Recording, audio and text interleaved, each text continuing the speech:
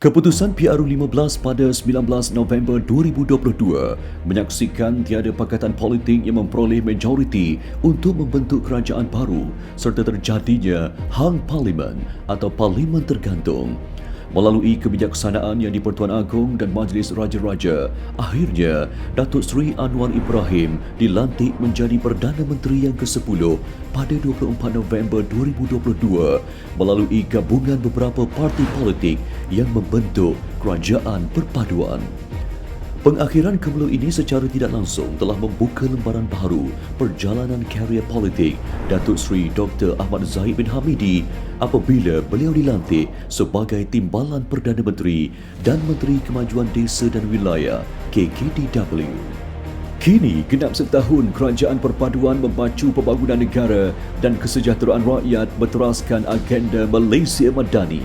Mari kita kupas 5 pencapaian utama Datuk Seri Zahid sebagai Menteri KKDW dan beberapa jawatan kuasa kabinet yang dipengerusikannya. Pertama, pembangunan modal insan.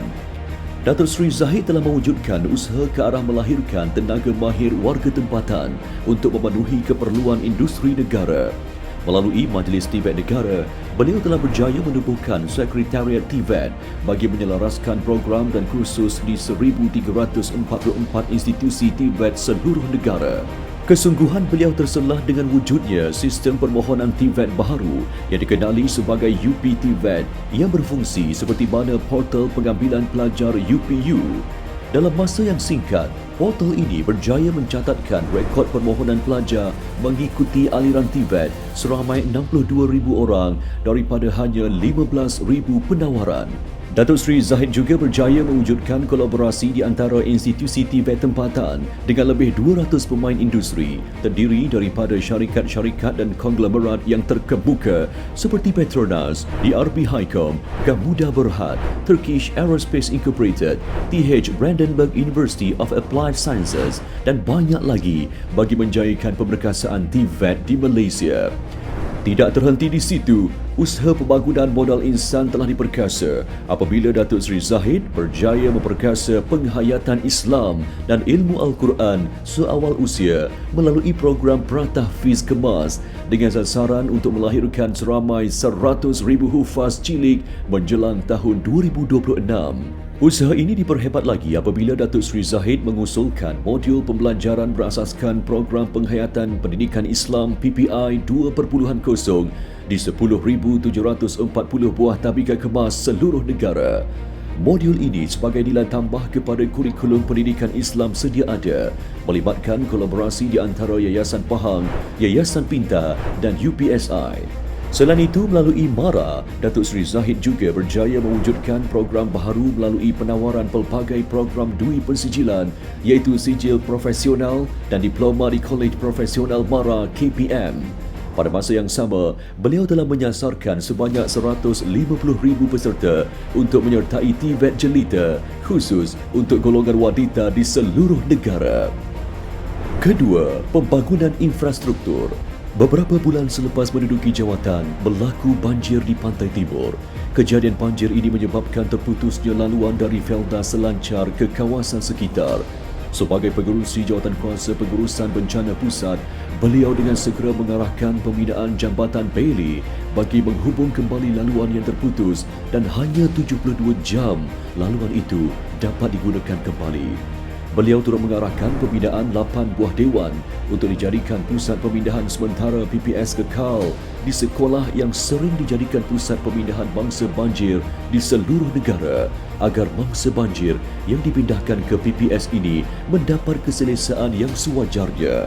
Komitmen Datuk Seri Zahid sebagai Menteri KKDW turut menyumbang kepada infrastruktur di luar bandar seperti RM300 juta bagi menaik taraf bekas Jalan Ulus Krang, RM200 juta untuk membaik pulih jalan perkampungan orang asli di Gua Musang, RM25 juta bagi rancangan tempatan banjir RTP Sungai Pemandi, RM5.76 juta untuk pembinaan jambatan konkrit di Nanga Entalau dan pelbagai lagi projek infrastruktur yang lain. Antara lain, Datuk Seri Zahid juga berjaya memacu KKDW ke arah mencapai KPI yang telah ditetapkan, seperti kejayaan menyiapkan 1,500 projek akses perhubungan luar bandar berbanding sasaran 1,000 projek dengan kadar pencapaian 150%. Kejayaan menyiapkan 388 projek amenity sosial seperti balai raya, masjid, surau, tandas awam dan sebagainya berbanding sasaran 200 projek dengan kadar pencapaian sebanyak 194%, dan banyak lagi projek KKDW yang telah berjaya mencapai sasaran pada tahun 2023. Sebagai ahli Parlimen Bagan Datuk, beliau juga tidak meminggirkan usaha pembangunan di kawasan ini dengan merealisasikan kewujudan Jambatan Bagan Datuk yang dikenali sebagai Jambatan Sultan Nazrin Shah. Jambatan ini dapat menghubungkan daerah Bagan Datuk dengan bandar-bandar utama seperti Lumut dan Manjung. Seterusnya, membangkit ekonomi dan kesejahteraan penduduknya. Ketiga, kesejahteraan rakyat.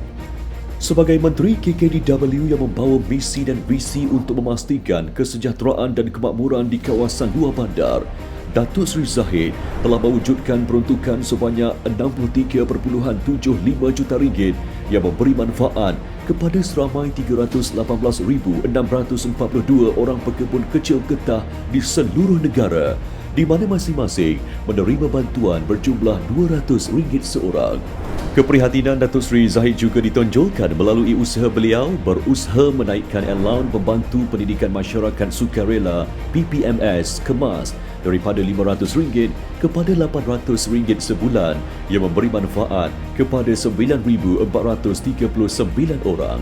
Hasil usaha Datuk Seri Zahid juga sangguhati one-off sebanyak RM900,000 turut berjaya diagihkan kepada 900 orang penerima terdiri daripada batin, penghulu, pengerusi dan setiausaha Jawatankuasa Pembangunan dan Keselamatan Kampung Orang Asli JPKKOA dengan peruntukan sebanyak RM6.4 juta kepada 437 orang penerima. Selain itu, Datuk Seri Zahid melalui Jawatankuasa Kemajuan Orang Asli JAKOA juga telah berjaya menubuhkan Urustia Pembangunan Ekonomi Orang Asli yang dipengerusikan oleh Timbalan Speaker Dewan Rakyat Datuk Ramli Mohamad Noor bagi menggalakkan aktiviti perniagaan dan meningkatkan taraf ekonomi dalam kalangan orang asli.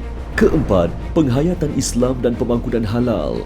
Umum mengetahui bahawa Datuk Seri Zahid melalui beberapa yayasan yang telah diterajui beliau memberikan tumpuan khusus ke arah pembangunan Islam, baik dari sudut fizikal maupun spiritual. Meskipun kini beliau menjawat sebagai Menteri KKDW, usaha ke arah memperkasa penghayatan agama Islam masih menjadi keutamaan. Datuk Seri Zahid telah mengumumkan peruntukan sebanyak RM2 juta kepada Yayasan Gabungan Persatuan Institusi Tahfiz Al-Quran Kebangsaan bagi mengangkat kedudukan Al-Quran dari segenap aspek. Ini termasuklah menghimpunkan 23,000 hufaz dari seluruh negara dan menyempurnakan 1,000 kali khatam Al-Quran serta kembali mengadakan zikir perdana sedunia yang dianjurkan di Putrajaya. Seperti mana usaha Datuk Seri Zahid mengangkat martabat Islam dengan memperkasa modal insan melalui pendekatan tabika kemas dalam melahirkan hufaz cilik, tumpuan yang sama turut diberikan dalam memperkasa sektor industri halal negara dengan merealisasikan proses kelulusan permohonan persijilan halal hanya dalam tempoh 23 hari bekerja sahaja berbanding sebelumnya boleh mencecah sehingga 1 tahun bagi urusan yang sama. Datuk Seri Zahid turut berjaya merealisasikan penganjuran World Halal Business Conference WHBC kali ke-15 di London bagi mengukuhkan lagi kedudukan Malaysia sebagai peneraju industri halal global. Kelima, keterjaminan makanan negara. Menyedari bahawa isu keterjaminan makanan negara merupakan satu usaha yang perlu digembling bersama oleh semua pihak, Datuk Seri Zahid turut mengambil pendekatan dengan memacu KKDW dan agensi di bawahnya untuk bersama-sama menyokong usaha ke arah keterjaminan makanan negara. Beliau berjaya menggerakkan usaha membangunkan estet padi Velcra di seberang Perak dengan keluasan lebih 4,000 hektar dengan hasil keluaran kasar untuk 2 musim setahun. Selain itu, Datuk Seri Zahid turut berjaya merealisasikan kerjasama dengan Kerajaan Negeri Sarawak dan Sabah dalam membangunkan antara 15,000 hingga 20,000 hektar tanah untuk penanaman padi secara berkelompok yang menyediakan stok beras hampir 300,000 tan setahun. Meskipun Datuk Seri Zahid sering dihujani ujian sejak kembali menjadi TPM dan Menteri KKDW, ianya dilihat tidak mampu menggugat semangat dan komitmen beliau untuk memberikan khidmat yang terbaik kepada rakyat sesuai dengan amanah dan tanggungjawab yang telah diberikan. Berdasarkan konsep Wahdatul Fiqh beserta pendekatan Malaysia Madani, diharapkan 12 bulan lagi rakyat di seluruh negara akan dapat melihat dan merasai lebih banyak hasil berbentuk pembangunan, ekonomi dan kesejahteraan untuk kelangsungan hidup seluruh rakyat Malaysia. Ternyata, banyak usaha yang telah dilakukan oleh Datuk Seri Zahid berjaya membuahkan hasil yang boleh dirasai dan dilihat secara langsung oleh kumpulan sasar dalam tempoh hanya 12 bulan usia kerajaan perpaduan ini.